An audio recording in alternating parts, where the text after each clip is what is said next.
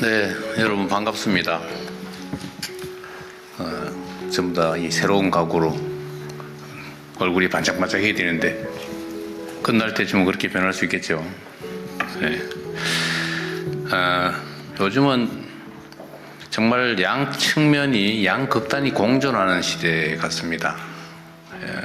우리 경제적인 측면을 따져보면 오늘도 전광판이 파란색이냐 빨간색이냐 뭐 이러면서 주식시장의 화랑을 쳐다보고 즐거워하는 사람이 있는 반면에 저게 도대체 나하고 뭔 상관이지, 세상은 좋아진다는데 내 삶은 왜 아무런 변화가 없고 오히려 더 나빠질까, 저거 다 사기다 뭐 이렇게 보는 양 측면이 실제로 공존합니다.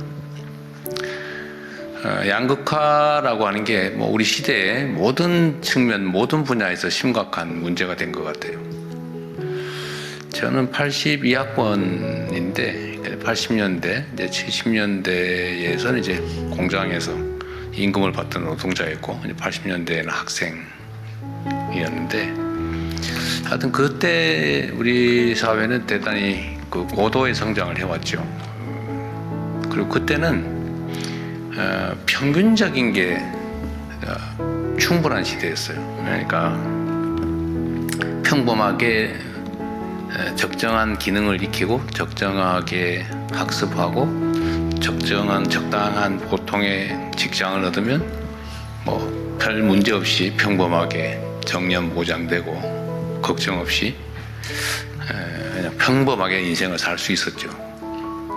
근데 지금은 완전히 바뀌어 버렸어요. 평범함은 사실은 이제 존중받지 못하는, 인정받지 못하는 시대가 된 것 같습니다. 오히려 요즘은 특별함, 특출함, 특이함, 뭐 개성, 창의성 이런 요소가 아니면 그 평범함 가지고는 평범한 삶으로 살 수 없는 상황이 돼가는 것 같습니다. 그래서 이 K라고 하는 게 이것도 양면이 있잖아요. K, 대한민국의 뛰어남, 세계적인 평가 이런 것들을 반영하는 좋은 글씨 같기도 한데, 우리가 이제 L자 성장을 넘어서 가지고 이제 K자 성장을 얘기하게 됐지 않습니까?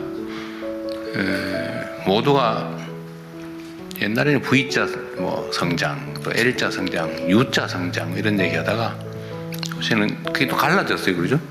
올라가는 데 있고 내려가는 데 있고. K자 성장, 좋아지는 데는 더 좋아지는데 다른 대부분의 경우는 또 좋아지지 않더라, 더 나빠지더라, 갈라지더라. 이게 또 양극화죠, 결국은.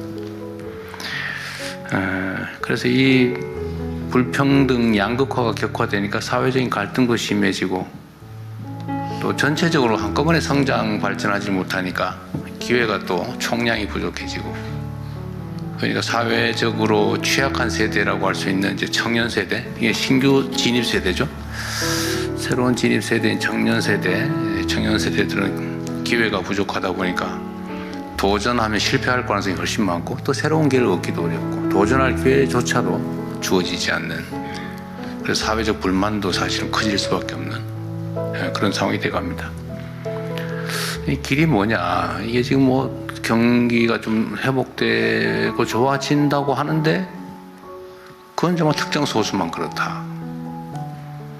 그때 해결책이 뭐냐? 일자리는 어떻게 되는 거냐? 뭐 좋은 일자리라고 되게 우리가 대기업, 뭐 공공기관, 뭐 이런 데 몇 군데 치잖아요. 근데 전체 일자리 중에서 뭐 한 1-20% 정도밖에 안 된다. 나머지는 별로 취직하고 싶지 않은 일자리다. 그래서 뭐 그런 데는 외국인 노동자들로 채워지거나, 아니면 뭐 차라리 이런 일이 쉬고 말겠다, 뭐 이런 영역들이 엄청 많아진 것 같아요. 그래서 좀 우리 정부에서도 이 문제를 어떻게든지 돌파구를 찾아보자 라고 한 게 결국은 이제 창업이죠. 창업 사회로 가야 한다.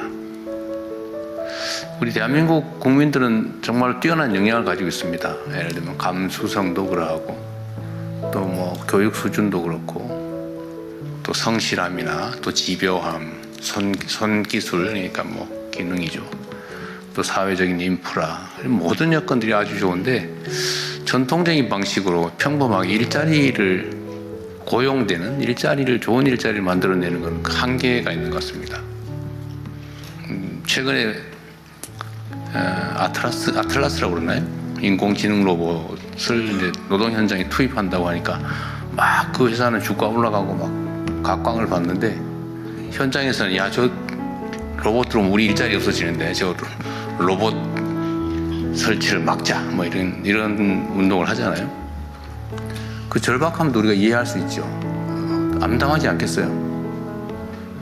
평생 안전하게 지켜오던 일자리가 이제 24시간 먹지도 않고 자지도 않고 빛도 필요 없는 그런 전기만 꽂아주면 막 기가 달아갈 때까지 그냥 무작스럽게 일하는, 스스로 기능도 막 개선해 가면서 일하는 그런 인공지능 로봇이 들어온다, 우리 일자리를 대체한다고 하니까 얼마나 공포스럽겠어요.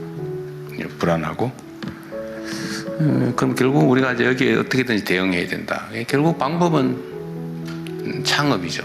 아까 말씀드렸던 대로 대한민국이 가지고 있는 이 독특함, 개성, 소위 문화라고 하는 게 세계적인 각광을 받고, 그걸 통해서 요새는 뭐 음식, 화장품, 성형, 뭐 드라마, 뭐 노래, 뭐 할 것 없이 막 각광을 받아요. 심지어 요즘은 K자 붙여놓으면 아무거나 장사가 된다 그래가지고 가짜 K도 많아졌다고 해요. 가짜 코리아산 이런 것도 많아질 정도로 한국 문화에 대한, 또 한국에 대한 선호도가 높아지고 있습니다. 이런 것도 하나의 기회 요인이죠. 이 독특함. 그래서 이 독특함이나 아니면 창의성이나 우리가 가진 강점들을 기회로 좀 만들어 보자라고 하는 게 아마 이 모두의 창업 프로그램 같습니다. 그리고 창업의 방식도 우리가 좀 바꿔보려고 생각 중입니다. 오늘 아마 여러분께서 토론할 주요 주제 중에 하나인데, 지금까지는 계속 또 발전해 가는 거죠. 옛날에는 이제 기업들이 수출을 지원했죠. 수출 지원.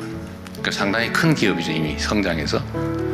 근데 그 다음 단계로 한 게 우리가 스타트업, 그러니까 묘목을 키워주는 사업을 했는데, 이번에는 아예 씨앗을 만드는 것 자체를 한번 지원해보자 라고 하는 게 오늘 아마 주요 주제가 아닐까 싶습니다. 그러니까 일단 창업한 후에 가능성이 있는 데를 지원하는 스타트업 지원이 우리가 최대치였는데, 이제는 거기서 이제 한 단계 더 나가서 아이디어 상태에서 좋은 아이디어가 있으면 시작할 때부터 아예 지원을 정부가 해주자, 또 함께 책임져 주자 라고 하는 그런 방식을 생각해낸 것 같아요. 그래서 또 전국적으로 대규모로 경진대회 같은 것도 해보고 붐도 일으켜보고 관심도 끌어내고 그런 것들을 이제 하게 될 것 같습니다.